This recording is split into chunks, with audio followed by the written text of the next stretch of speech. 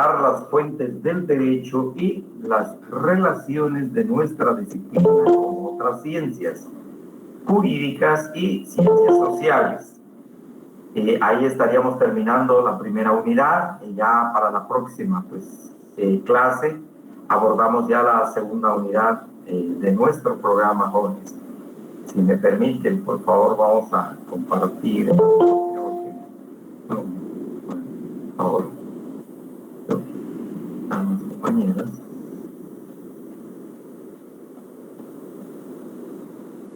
Les decía, vamos a compartir acá.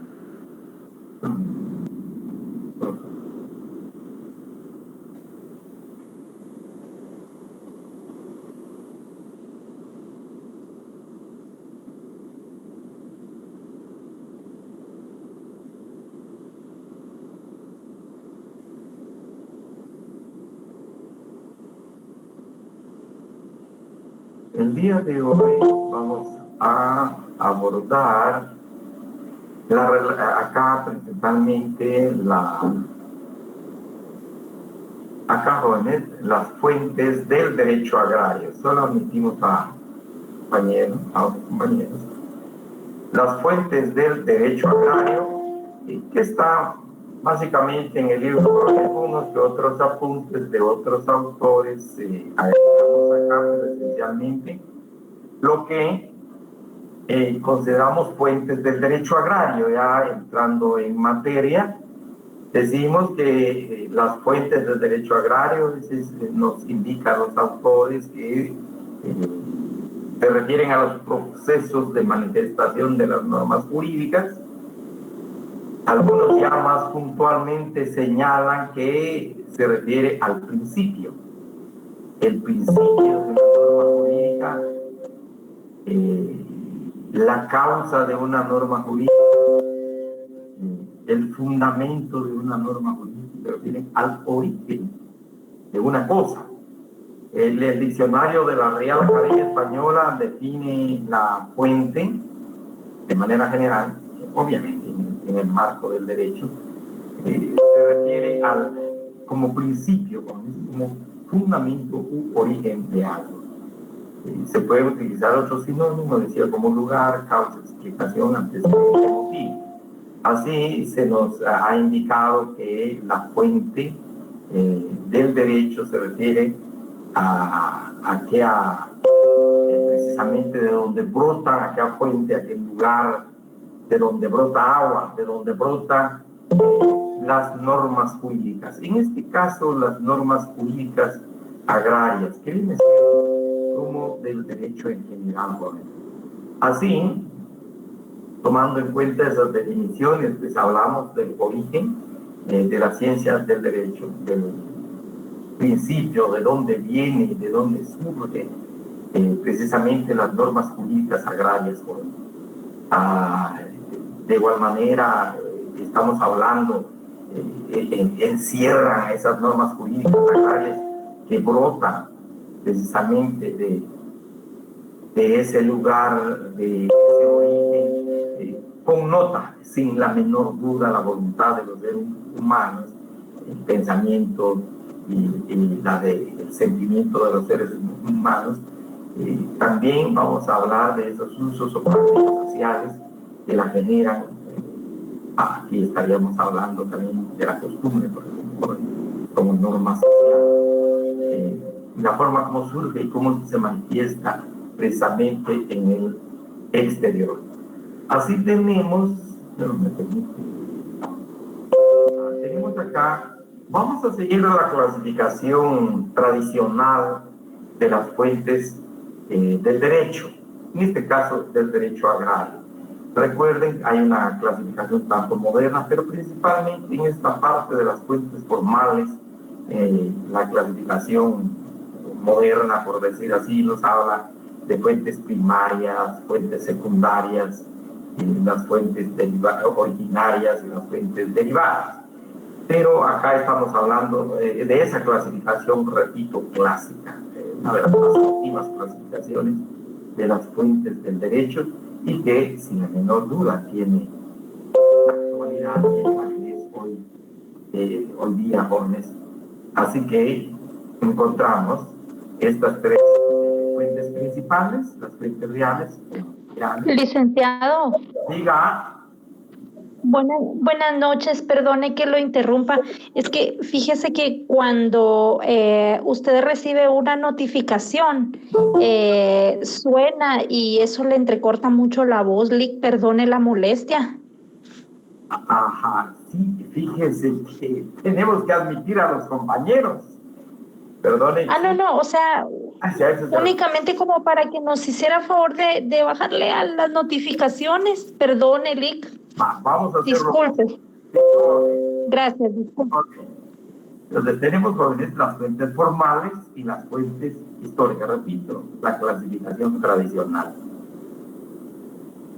En cuanto a las fuentes reales, acá se me ve una imagen, disculpe, pero en cuanto a las fuentes reales o materiales, recordemos, al hablar acá de las fuentes reales, estamos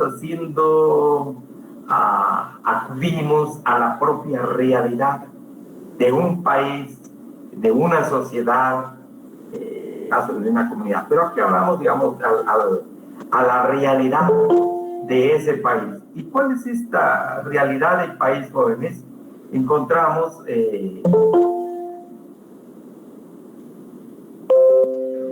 la realidad del país puede presentarse desde el punto de vista económico, la realidad económica, la faceta económica, o algunos llaman el factor económico de esa realidad, el elemento económico de esa realidad. Pero también está la cara social de esa realidad, el ámbito real, el ámbito social de esa realidad del país. Y obviamente al hablar acá, jóvenes, perdón,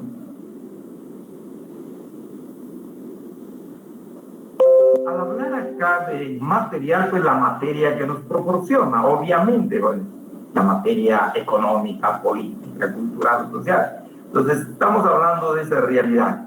Es decir, al hablar de fuentes reales, estamos buscando de la propia realidad obtenemos el contenido o la materia de las normas jurídicas.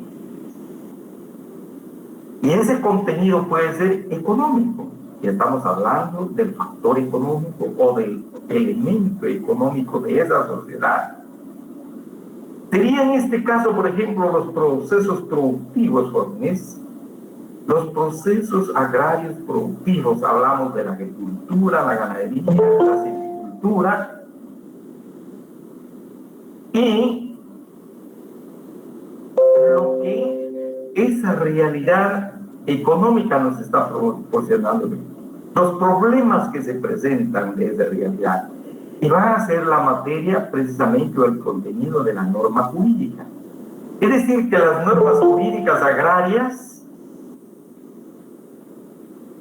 se nutren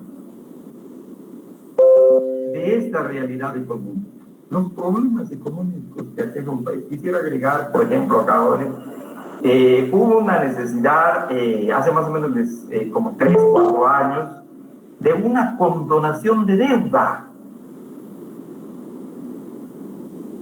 de campesinos que habían sido favorecidos en la entrega de tierra por parte del Fondo de Tierra. Pero no existía ley que regulara específicamente ese tema de la condonación de deuda, razón por la cual los campesinos acudieron al Congreso de la República solicitando la condonación de la deuda jóvenes, porque ya no podían pagar, no tenían la capacidad de pago. Esa misma realidad económica y la necesidad precisamente de la carencia de la capacidad de pago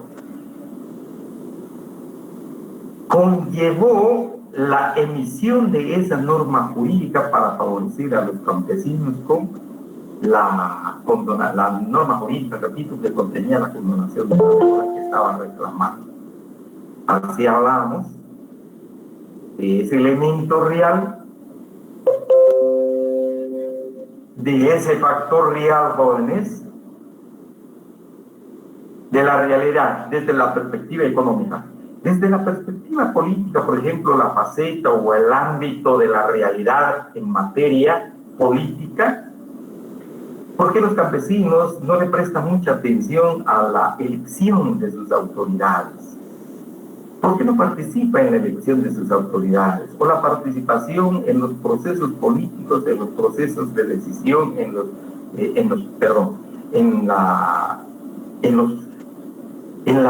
el poder de elección, en el poder de decisión, en el poder de decisión de las autoridades públicas. Desde el punto de vista político, pues sería importante la participación de los campesinos, abrir ese espacio de participación para que se interesen en los procesos políticos de su propia realidad, de su propia sociedad, desde el punto de vista, repito, de la realidad política del país, proceso social. La misma realidad va a proporcionar el contenido, la materia en el tema de realidad social, en este caso del campo, del agro, desnutrición, por ejemplo, carencia o falta de educación formal, escuela, infraestructura. De ahí la necesidad de la emisión de leyes, precisamente, que regulen ese contenido, esa materia, obviamente para favorecer las condiciones de vida de los campesinos socialmente. De igual manera, el aspecto cultural, la cultura, la barrera idiomática, por ejemplo, el acceso a la educación en los idiomas que se hablan en esos lugares, abriendo la posibilidad de tener mayor comprensión de los contenidos educativos, quizás, digamos, un puente de transición hacia el idioma, en el caso de Guatemala, al idioma español, por ejemplo. Entonces, esas son las normas jurídicas agrarias y que se nutren de esta realidad. Así hablamos de fuentes reales, es decir, la propia realidad de una sociedad desde su perspectiva económica, política, cultural o social, proporciona precisamente la materia o el contenido de la norma jurídica.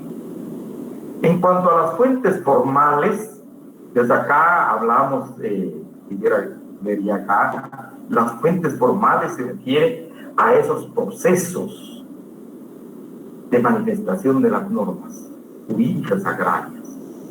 Y aquí estamos hablando del proceso legislativo agrario, del proceso legislativo de un país, donde van a emanar normas agrarias, reglas agrarias, obviamente que se van a formar el derecho agrario de un país.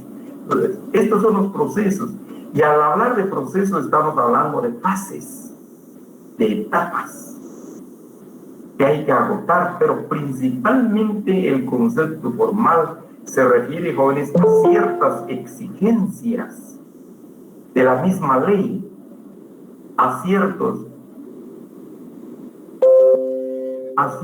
requisitos que establece la misma ley en el proceso de creación de una norma.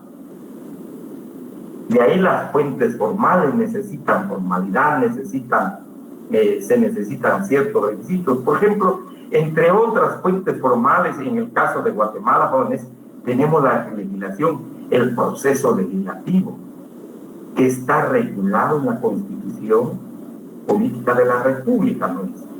Aparece ahí el proceso legislativo, como en el momento. De igual manera, la jurisprudencia, jóvenes, significa mucha formalidad, significa mucha exigencia. Los fallos de los jueces de conformidad con la Constitución Política de la República se deben sustentar en ley, se deben basar en ley, jóvenes, porque de otro modo podrían devenir nulas esas resoluciones de los jueces, la sentencia de los jueces. La Constitución obliga a que se debe fundamentar en ley, en derecho. Y la costumbre, también encontramos la costumbre, no cualquier costumbre, jóvenes, sino que aquellas reglas sociales, que para una comunidad resultan ser quizás, digamos, obligatorias, aun cuando en principio, recordemos, la costumbre se cumple voluntariamente. Pero tienen esos dos requisitos esenciales de la costumbre, recordemos los famosos dos elementos que conforman la costumbre, el elemento objetivo y subjetivo, lo que eso implica, veremos. Luego la doctrina, jóvenes, que también reviste cierta formalidad, no es cualquier criterio de cualquier persona, sino que la doctrina vienen a ser criterios, opiniones de personas versadas en una materia. Reviste formalidad lo que ellos dicen, jóvenes, y es creíble. De esa cuenta hablamos de fuentes formales del derecho agrario. El derecho agrario también incluye dentro de sus fuentes formales, tenemos ya la legislación. Y encontramos que el proceso legislativo de conformidad con la Constitución de la República, jóvenes, le corresponde al organismo legislativo, el artículo 157 de la Constitución. Luego, también tenemos acá en el proceso legislativo, jóvenes, en la Constitución Política de la República. ¿Qué significa? Veremos un momentito. Precisamente al hablar del proceso de las fuentes formales del derecho, estas fuentes cumplen estos requisitos, jóvenes, cumplen estas exigencias. En primer lugar, la legislación. Como dice Eduardo García Maínez, tratadista mexicano, autor mexicano, expresa que la legislación es la más rica e importante de las fuentes formales del derecho. Y pues en este caso del derecho agrario para nosotros, jóvenes, la ley es un producto de la legislación. Muchas veces algunos autores sostienen que la ley es fuente del derecho. Sin embargo, sabemos que la ley es el resultado final del proceso legislativo y la fuente es la legislación. De igual manera, otro autor, Du Pasteur, expresa, así como la fuente de un río no es el agua que brota del manantial, sino el manantial mismo. La ley no representa el origen, sino el resultado de la actividad legislativa. Dicho en otras palabras, la ley es un producto de la legislación.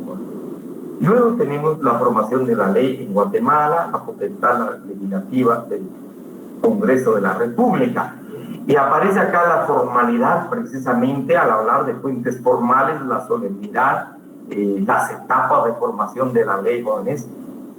Tenemos la iniciativa de ley. No cualquier persona puede presentar un anteproyecto de ley al Congreso de la República de carácter agrario, por bueno que sea ese anteproyecto de ley en materia agraria, sino que acá están los órganos regulados en la Constitución de la República, jóvenes, quienes pueden presentar precisamente anteproyecto de ley, quienes tienen esa facultad de hacerlo, quienes tienen la iniciativa. Entre otros, por ejemplo, encontramos a nuestra alma mater, la Universidad de San Carlos de Guatemala. Así dispone la Constitución con esa formalidad, la formalidad del caso. Entonces, luego, una vez que se presenta al Congreso de la República, también señala, si es el caso, se somete al conocimiento de la comisión, pudiera ser la Comisión de Puntos Constitucionales, para que haga la revisión si el anteproyecto de ley pasa precisamente, no contraviene los principios y las normas constitucionales. Pues si no contraviene, dictamina favorablemente y se somete a discusión. Esta es otra formalidad. Una vez que se discuta, jóvenes, viene la lectura. Obviamente, la lectura, jóvenes, la lectura de ese anteproyecto de ley, obviamente las 3 lecturas, o en su caso se puede excepcionar, pero tiene que manifestarse.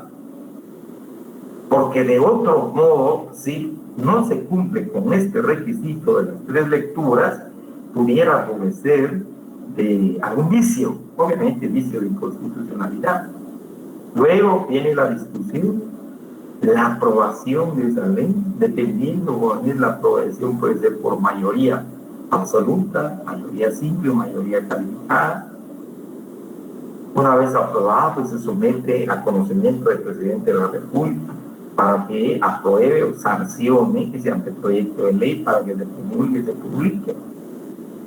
O sea, el presidente, teniendo la potestad de rechazar, haciendo uso del derecho de ley, pues rechaza precisamente el anteproyecto de ley al considerar que no cumple con los requisitos que establece la ley para ese efecto.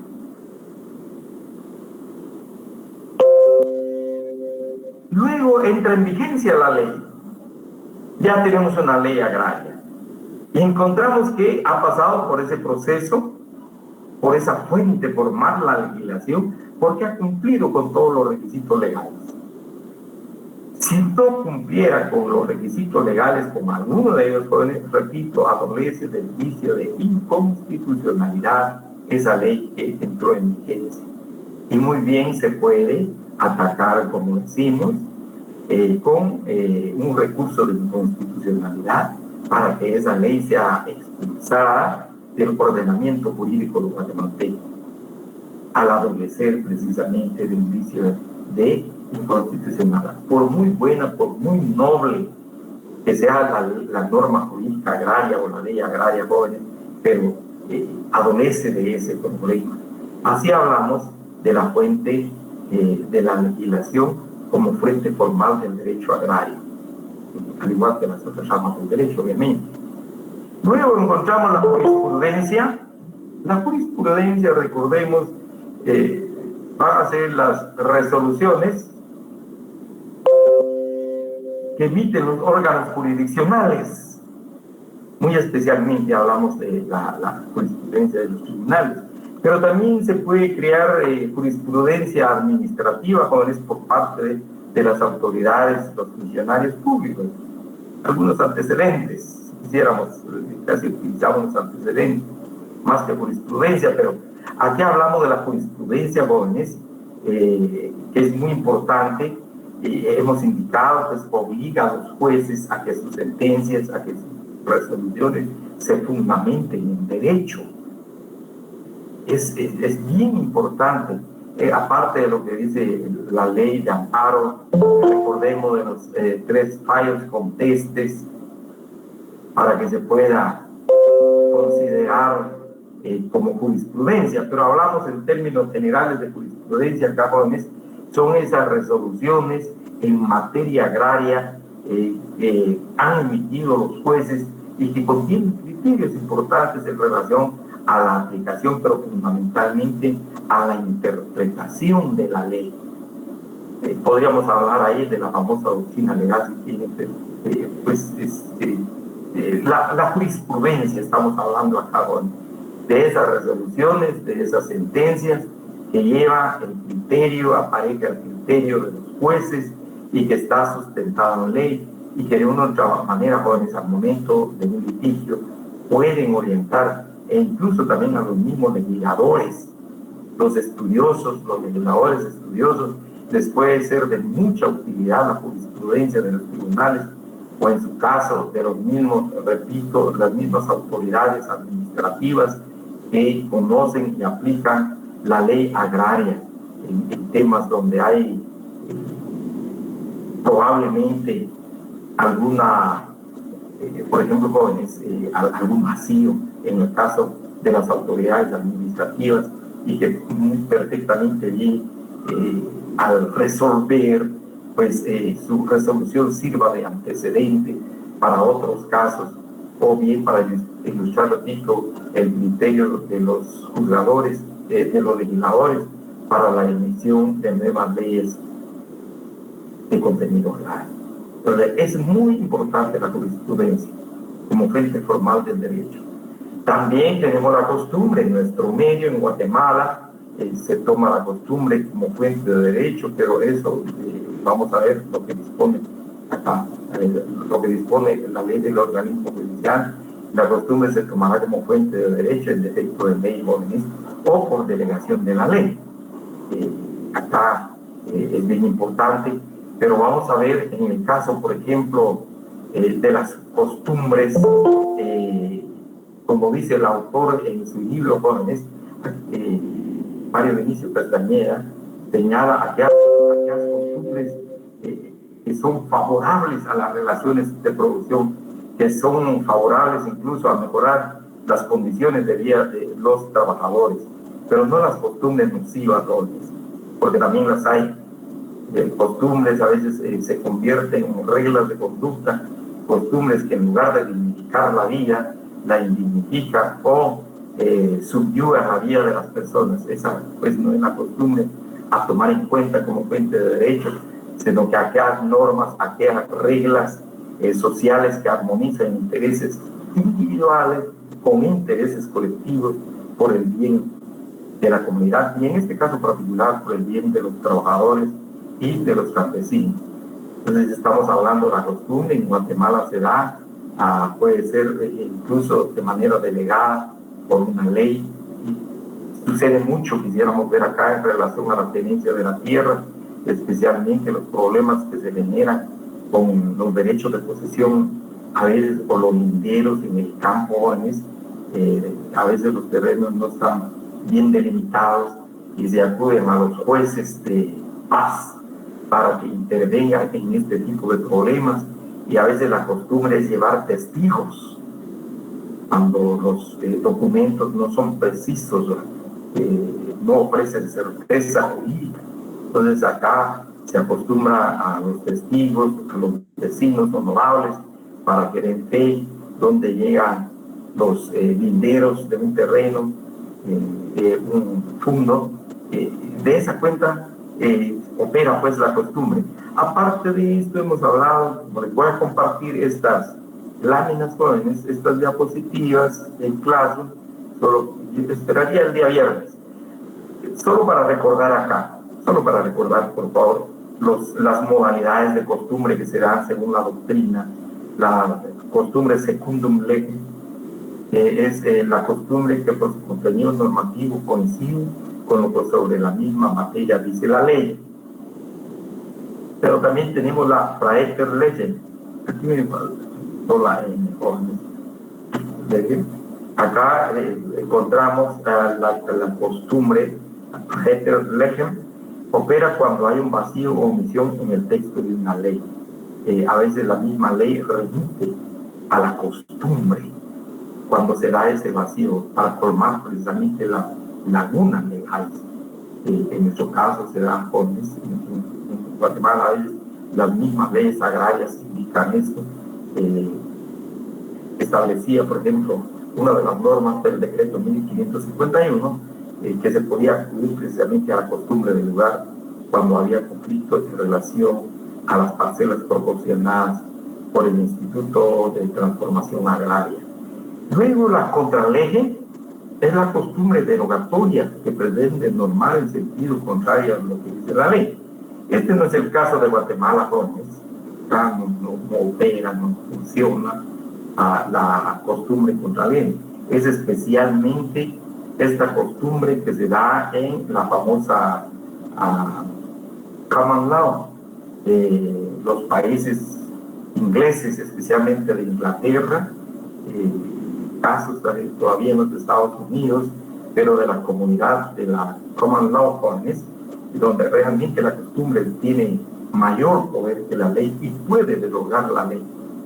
La costumbre está fuerte en estos países, en estos lugares, por lo menos de Europa que conocemos, probablemente en otros continentes jóvenes, África, China, Japón, probablemente se ve donde la costumbre es más fuerte que puede derogar la ley.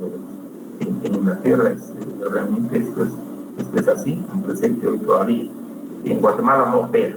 Entonces la costumbre es bien importante como fuente de derechos jóvenes en nuestra, repito, de conformidad con la ley del organismo judicial, rige la costumbre en defecto de ley. O cuando la ley precisamente delega y dice que se operará, que se tomará en cuenta, por ejemplo, la costumbre del lugar. Y el derecho mercantil se da acá, sobre todo habla de la tradición, por ejemplo, pero aparte de esto no es en materia agraria.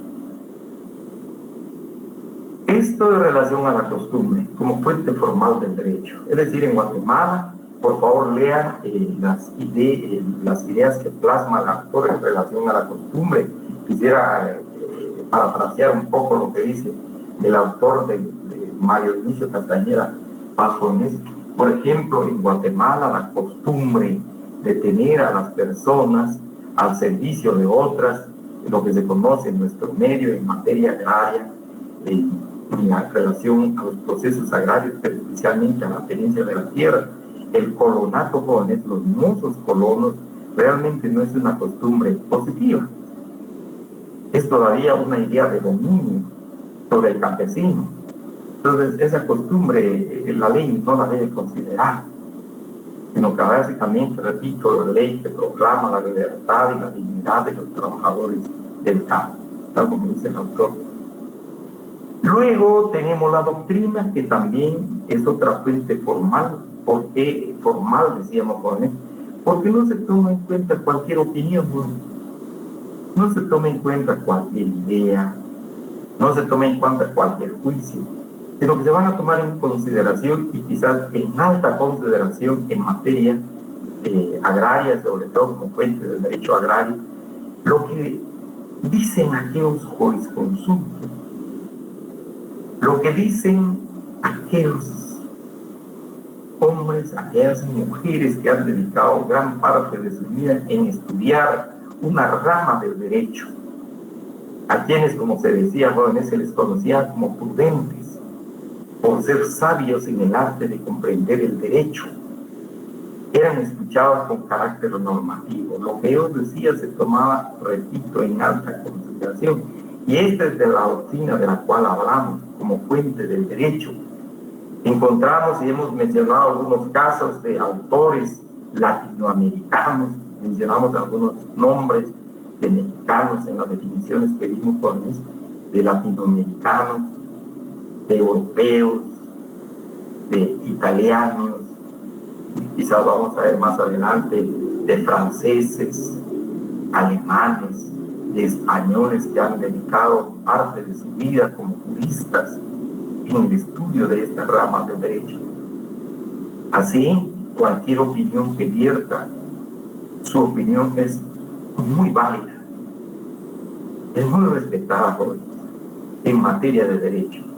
En cuanto a la emisión de leyes, porque pueden ayudar, pueden orientar sus opiniones a los legisladores para crear normas de derecho agrario, pero asimismo sus opiniones pueden orientar las decisiones de los jueces al momento de resolver un caso, un expediente en materia agraria. Se toman en alta consideración estas opiniones. Hoy día esto está sucediendo con el derecho constitucional, jóvenes, y los problemas que ha tenido la Corte de Constitucionalidad, que habla pues de opiniones de tratadistas constitucionalistas modernos, la interpretación que le dan a las normas constitucionales. Lo mismo pues sucede acá en derecho agrario al considerar la doctrina como fuente del derecho agrario. Hoy día, por ejemplo, uno de los latinoamericanos muy sobresalientes en este tema, jóvenes, es el profesor Ricardo Celedón de Costa Rica. Ha dedicado gran parte de su vida a estudiar el derecho agrario sustantivo y ahora dedica también su vida a estudiar la parte procesal del derecho agrario.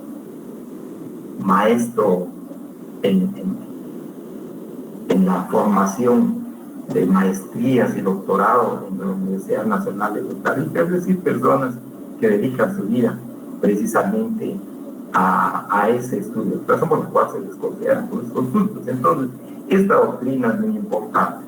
De igual manera, guatemaltecos que han dedicado su vida en el estudio de esta disciplina, jóvenes, y qué opinan al respecto de algunos procesos, algunos institutos de nuestra disciplina. Como se indica acá, la doctrina jurídica, que le agrega el apellido jurídico, jóvenes, dado que pues se tiene que trabajar con método, con técnica, precisamente esos estudios, es la base de las normas jurídicas. Y los jueces, además de su capacidad técnica, experiencia, deben ser doctos en la materia que tienen asignada. Es decir, que deben tomar en consideración estas ideas. E igual los funcionarios públicos, pues sería importante, ¿no? Esto en relación a las fuentes formales, pero sí, a las fuentes formales del derecho con acá. Hemos hablado de las fuentes formales del derecho, la legislación, la jurisprudencia, la costumbre, la doctrina. Y luego esta fuente histórica, las fuentes históricas, yo creo que de manera muy breve podemos agregar, se refiere a todo testimonio, a documentos, entre otros, se mencionan, por ejemplo, los papiros, hablamos de Egipto, los pergaminos, hebreos, por ejemplo, las tablillas de Ancía, e incluso podríamos incluir acá, por ejemplo, las tablas de los 10 mandamientos, los 10 mandamientos en piedra, acá, porque entre otros casos, pero lo cierto es que se refieren a testimonios, documentos, que de u otra manera, jóvenes, contengan algunas normas de conducta, y mejor si son normas jurídicas, restos o objetos utilizados por el hombre que puede aportar información significativa, parcial o total sobre lo que ha sido el régimen jurídico en el pasado, a efecto de encontrar la explicación a las instituciones legales que rigen la conducta de las personas en el presente, aun cuando dichas fuentes no sean expresión de instrumentos del dictamen jurídico. Importante es si son jurídicos, porque cuando hablamos de fuentes jurídicas, básicamente estamos hablando de aquellas leyes que en un tiempo tuvieron vida, que en un tiempo fueron vigentes, pero a la fecha pues ya no tienen vida legal. Entonces estamos hablando de las fuentes históricas. Podríamos hablar acá en nuestro medio, por ejemplo, en la historia reciente de nuestro país, jóvenes, una de las fuentes históricas, creo que muy importante y que tiene mucha trascendencia todavía en la vida de los guatemaltecos, es el decreto 900, la ley de transformación agraria, que trató de resolver un problema tan antiguo, tan añejo, en materia agraria. Pero también tenemos el decreto 1551, la ley de transformación agraria, que impulsó la transformación agraria, principalmente la colonización agraria en nuestros medios durante 30 años. Es una fuente histórica muy importante en materia agraria. Ilustra los institutos agrarios que surgieron a la luz precisamente de esta ley, de este decreto. Hay algunas normas, les decía, vigentes todavía, mínimas, ¿no? Están unas 5, pero en términos generales hablamos de esta que ya no está vigente.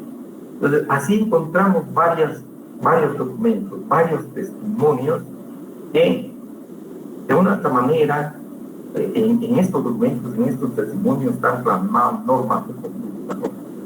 De preferencia, como se indica acá, pues en jurídico, pero a veces normas de conducta de manera general. Luego y finalmente en este tema de las fuentes del derecho agrario incluimos, no está en el libro, quizás el único agregado que ponemos acá, jóvenes, es el derecho comparado. Hoy día es bien importante, algunos autores consideran e incluyen dentro de las fuentes jurídicas, dentro de las fuentes del derecho, dentro de las fuentes del derecho, el famoso el derecho comparado. ¿En qué consiste? Como se indica acá, es una disciplina que confronta las semejanzas y las diferencias de los diversos sistemas jurídicos vigentes en el mundo, con el propósito de comprender y mejorar el sistema jurídico de un país determinado. Anoto acá como ejemplo, no obstante ya les mencionaba, anoto acá como ejemplo el caso de México.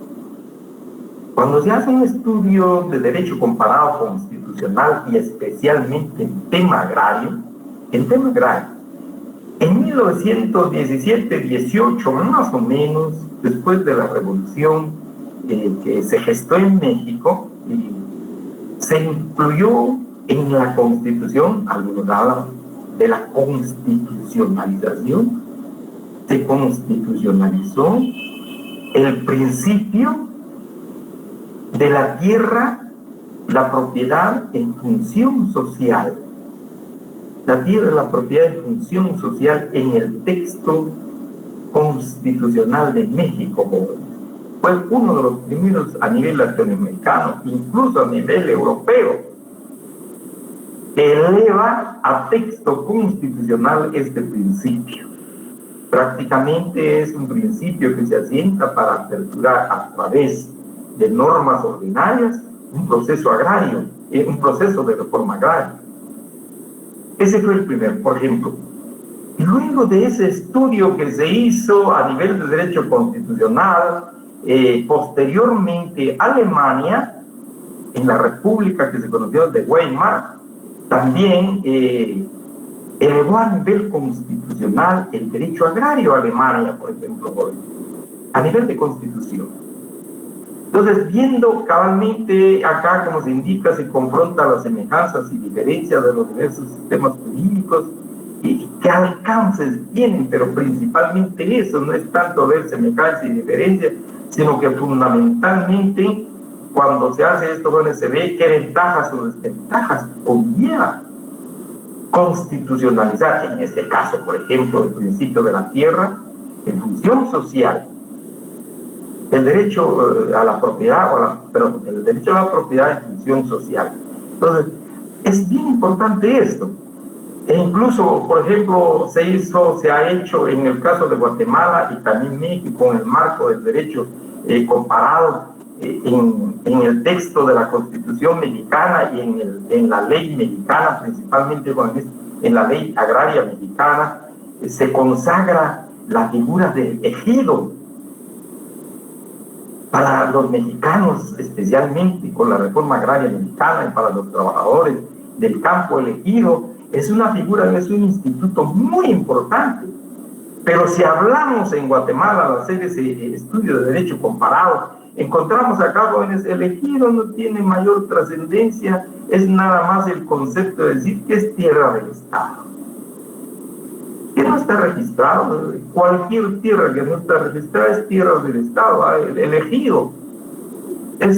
O sea, al hacer la comparación, las semejanzas y diferencias con el ejido mexicano y el ejido guatemalteco, pues no se comparan, si queremos, porque el ejido mexicano tiene mayor trascendencia, es una figura legal, es un instituto legal, todo un instituto de derecho agrario en México, en tanto que en nuestro país no.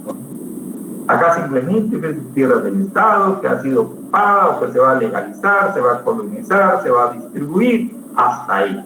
Entonces, para eso es importante, para muchos autores, que el derecho comparado, digamos, se pudiera tomar como fuente del derecho, porque ilustra, ilumina a raíz de los estudios que se realizan por esta disciplina.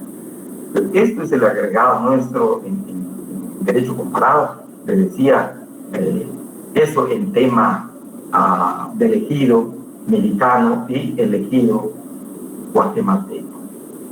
Ahí concluimos esto en relación a las fuentes del derecho jóvenes. Entraríamos ahora a las relaciones del derecho agrario con otras ciencias. ¿Cuál es la relación del derecho agrario con las ciencias jurídicas? Acá hablamos de ramas jurídicas, con las ciencias jurídicas. La relación del derecho agrario con otras ciencias sociales, le llamamos ramas no jurídicas, para hacer la diferencia con estas disciplinas. Las ramas no jurídicas. Y luego se habla de otras disciplinas como la agronomía, la estadística y topografía. Empezamos a hablar del derecho constitucional.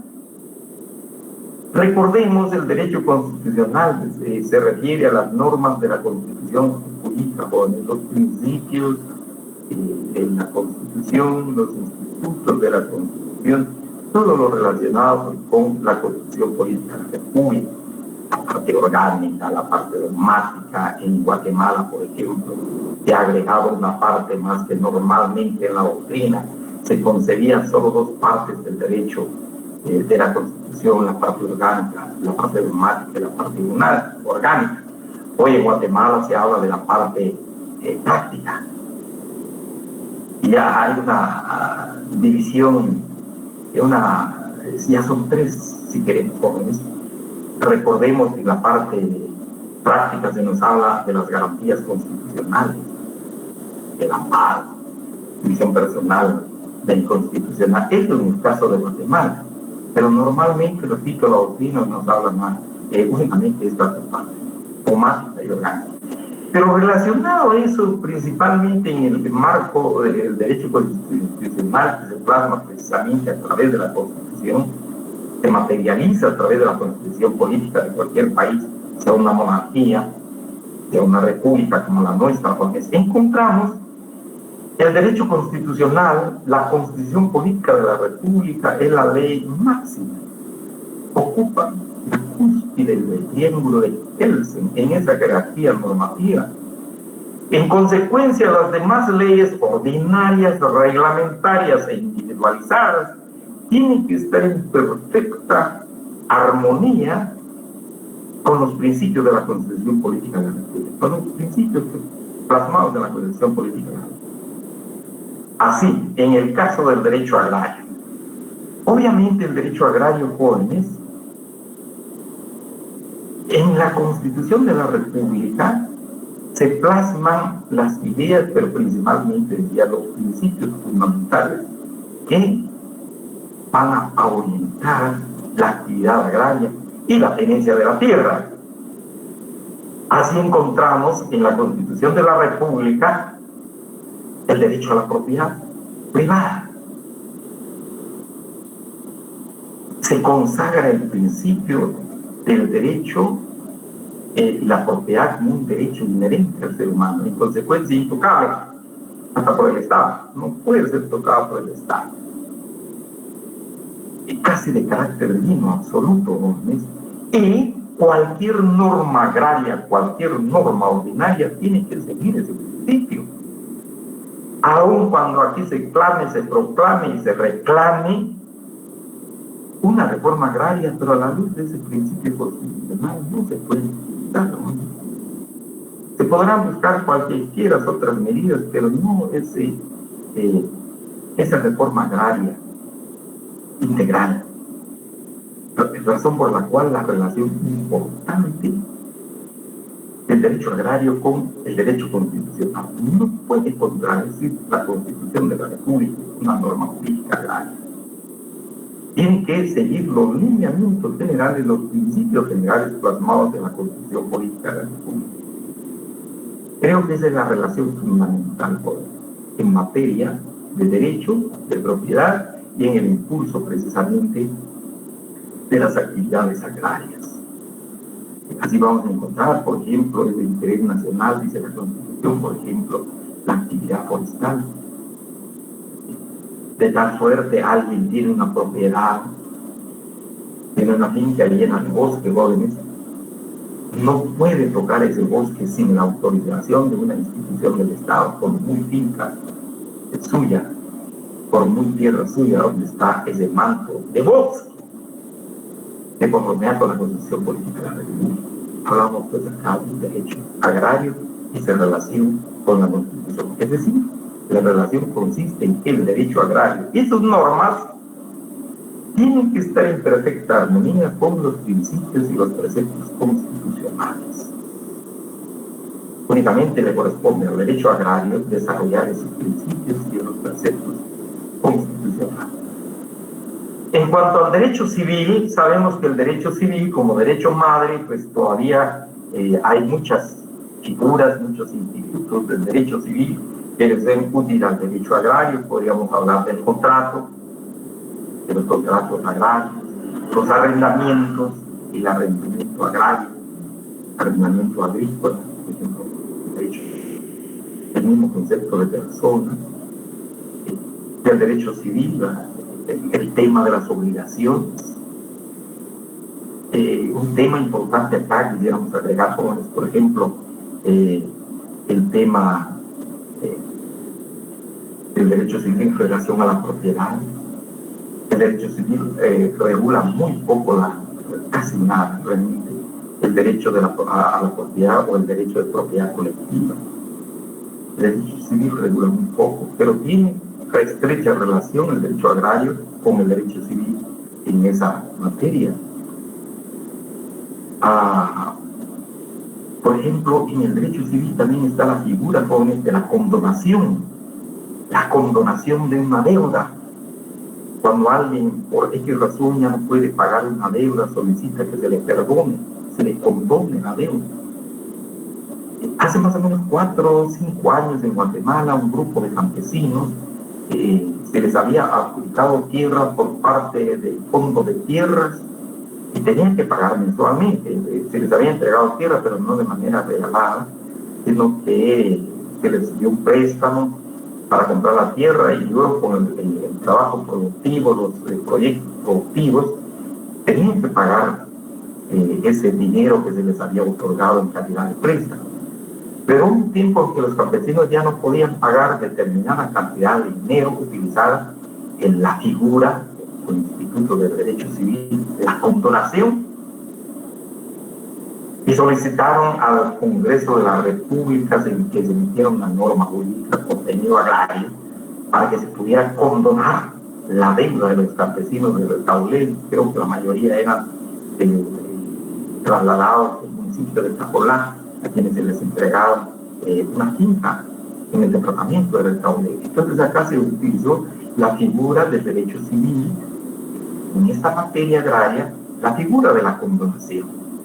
Entre otras razones, hay varias, entre otras. Luego también la relación con el derecho mercantil. Recordemos, el derecho mercantil va a regular especialmente el tráfico ilícito mercantil de la República, todo lo relacionado con el comercio, y luego tenemos también la comercialización agrícola de los productos. Y quizás acá vamos a hablar de una de las figuras que ya hablamos en el contenido del derecho agrario, por ejemplo, el seguro agrícola, jóvenes. Está entre el derecho mercantil y luego, y también era propio del derecho mercantil el crédito, pero que ya es de la regulación y del derecho bancario. Entonces, la relación que tiene el derecho con varias ramas del derecho. En este caso concreto del derecho mercantil hablábamos del seguro mercantil. Bueno, la aseguranza precisamente de la siembra, sobre todo de los productos, que a veces decíamos hay mucha eventualidad, a veces se pierden, si hay mucha sequía, a veces se pierden, pero si hay demasiada lluvia, está por cosechar, pero se pierde, y ahí entra la figura del derecho mercantil, la figura del seguro, relacionada precisamente al derecho agrario con el derecho. Luego tenemos el derecho de trabajo. Acá la relación es muy estrecha. Recordemos, en el marco del derecho del Código del Trabajo encontramos disposiciones, normas jurídicas de contenido agrario que está regulando el trabajo agrícola con el derecho mercantil. Pero además tenemos el derecho hoy, en el caso de nuestro país, el derecho de trabajo regula las jornadas de trabajo en los procesos productivos agrícolas, se aplica, puede ser reinstalación, la figura de la reinstalación, los contratos individuales de trabajo, los contratos colectivos de trabajo, los contratos individuales escritos y no escritos, que regula el Código de Trabajo, que de nuestra manera se aplica en las relaciones de producción agraria. También tenemos la figura de la huelga en el derecho de trabajo, en el Código de Trabajo, del paro por parte de los patronos, la huelga por parte de los trabajadores.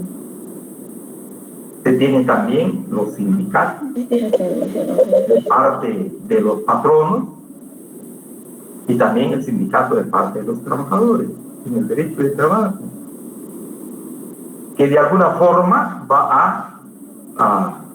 tiene relación con el derecho agrario. Recordemos el trabajo agrícola, jóvenes, cuando está por levantarse la cosecha, no se puede ir a huelga. Existe esa disposición para una limitación para los trabajadores del campo que regula precisamente el derecho agrario, en este caso preciso el derecho de trabajo. Existe una estrecha relación. Les decía el otro día, cuando hablamos de las características de nuestra disciplina, las características del derecho agrario, también les decía que en uno de los considerandos, exactamente el considerando cuarto del Código de Trabajo, hace referencia a las características ideológicas del derecho de trabajo. Y resultan, pues, las mismas características que tiene el derecho agrario. Hablamos ahí de las características, que es tutelar del trabajador, constituye garantía mínima del derecho de trabajo para los trabajadores. De igual manera, jóvenes, acá nos dice que es trabajo imperativo, es un derecho necesario imperativo, quizá la diferencia, o sea, de aplicación forzosa. En cuanto a las prestaciones mínimas, hablamos que en el caso de las características del derecho de trabajo constituye un cuerpo de garantías mínimas para el trabajador del campo. De igual manera, el derecho de trabajo señala en el inciso D, en el considerando cuarto D, el derecho de trabajo es un derecho realista y objetivo. Luego, el derecho, en el inciso E, el derecho de trabajo es una rama del derecho público. Ahí sí, aquí es donde hablamos nosotros de la ubicación del derecho agrario. Quizá para nosotros no fue característica, sino fue ubicación del derecho agrario, pero para el derecho de trabajo resulta una de las características ideológicas, ubicar al derecho de trabajo en la rama pública del derecho. Entonces, la relación estrecha que existe entre derecho agrario y derecho de trabajo, y obviamente con otras ciencias, jóvenes, no anotamos acá, pero está también el derecho administrativo. A veces uno se pregunta hasta dónde es derecho agrario y hasta dónde es derecho administrativo. Normalmente las normas de derecho administrativo se constituyen o se convierten normalmente en derecho procesal agrario. Existe una estrecha relación entre derecho agrario y derecho administrativo. En cuanto a las no jurídicas, tenemos la economía, la sociología y la historia, entre otras. La economía, hemos hablado acá e insistido que la economía estudia los procesos productivos, la producción, el intercambio, la distribución de los bienes satisfactorios, el consumo de estos bienes. Inclusive la economía todavía estudia la relación de propiedad de los, particularmente la tierra, porque incluso a veces esta misma ciencia tiene una especializada, la economía agrícola, que se dedica especialmente a ver los procesos agrícolas, los procesos que se llevan a cabo en el campo, en el área rural, en la topografía rústica. La economía tiene mucha relación con el derecho agrario porque, por decir así, le proporciona los insumos, le proporciona las ideas en relación a esos procesos agrarios. Las normas jurídicas agrarias donde deben estar acorde precisamente a los procesos económicos. En esa cuenta hablamos hace un momento de las fuentes reales del derecho desde la perspectiva o desde la arista del factor económico, del elemento económico.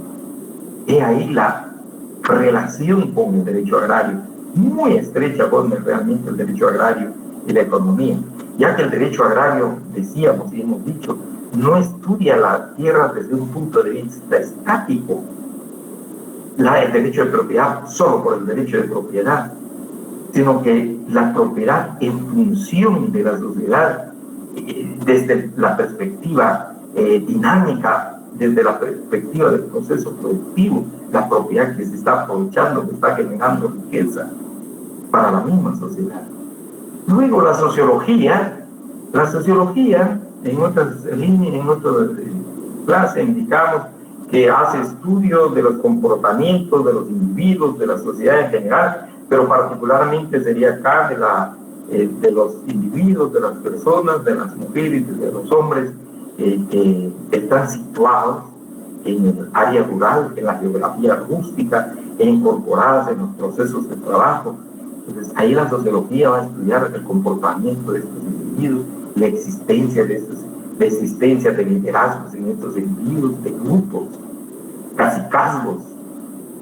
También decíamos, la sociología informa de manera general, especialmente la agraria jóvenes, los habitantes del área rural, las personas que viven en el área rural, son más estables en relación a sus instituciones, no son tan permeables al cambio, no son tan inclinados a un cambio rápido, radical, sino que el cambio se da de manera muy lenta, pero a veces muy profunda. Y cuando se identifica con los cambios jóvenes, abrazan esos cambios, pero normalmente no se hace. Y donde rige incluso la costumbre, y que esa costumbre es tan ancestral, y eso nos informa la sociología, y de eso se nutre el derecho agrario para la emisión de sus normas, para la conformación de sus normas, de sus normas, para no ver ese aspecto sociológico de los ciudadanos, de los habitantes, de las personas que viven en el campo y que se ven envueltas en procesos productivos. La ganadería, la agricultura, la silvicultura joven. Ahí estamos hablando precisamente de estas normas jurídicas. Agregado a eso, también la sociología señala que existe mucha relación de las personas del área rural con el concepto cosmogónico, con el concepto divino, con el concepto, por ejemplo, lugares sagrados. Quizás para alguien que no es del área, por ejemplo, rural o de la fotografía rural o rústica jóvenes, ver una montaña es como ver cualquier otra cosa, simple y sencillamente, pero en el marco de esta concepción, la sociología nos dice, hay instituciones, no solamente, por ejemplo, de este carácter, no se pueden tocar tan fácilmente, razón por la cual, repito, nutre, ilustra al legislador para la emisión precisamente de normas de derecho agrario en esa relación normativa, digamos, de nuestro derecho. Y la historia. Acá la historia pues es bien importante, recordemos la historia, no es nada más la relación de hechos, sino que fundamentalmente la historia nos explica la causa de los acontecimientos, de los hechos ocurridos, por qué sucedió, a qué se debió, cuáles fueron las causas, cuáles fueron los motivos de esos hechos, que favorecieron o desfavorecieron a la sociedad. Y no es nada más, repito, una relación de hechos, sino que fundamentalmente se busca la explicación de esos hechos, la búsqueda de la causa de esos hechos y explicar por qué se dieron esos hechos. Eso es bien importante para el derecho agrario. Si quisiéramos decir, en el caso de Guatemala, que han habido muchas normas jurídicas agrarias jóvenes para favorecer o perjudicar a la población rural o al desarrollo económico y social del país. Y la historia ha ilustrado al legislador para la emisión de nuevas normas jurídicas, de nuevos institutos agrarios. Decíamos, por ejemplo, a raíz precisamente del decreto 900, que duró 2 años, se cortó el trabajo del decreto 900, luego aparece el decreto 1551, la ley de transformación agraria, 30 años de colonización, casi logró nada para resolver el problema agrario del país.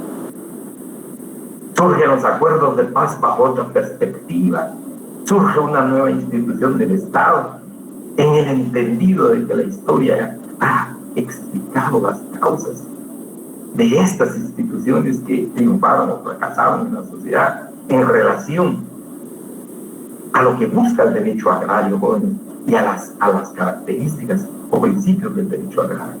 Entonces es bien importante esta relación entre derecho agrario y historia. Y casi finalmente, la agronomía es importante para el trabajo de la tierra, para tener un conocimiento técnico en los procesos productivos, sino científico.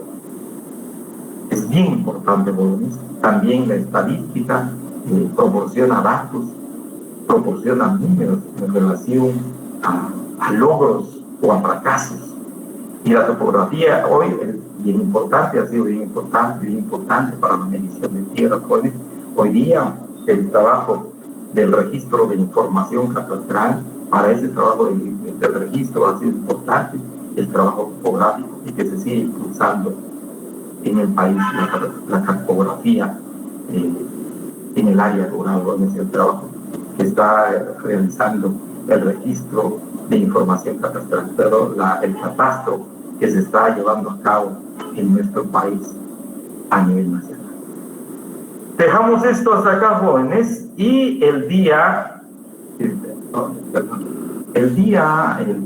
prácticamente aquí terminamos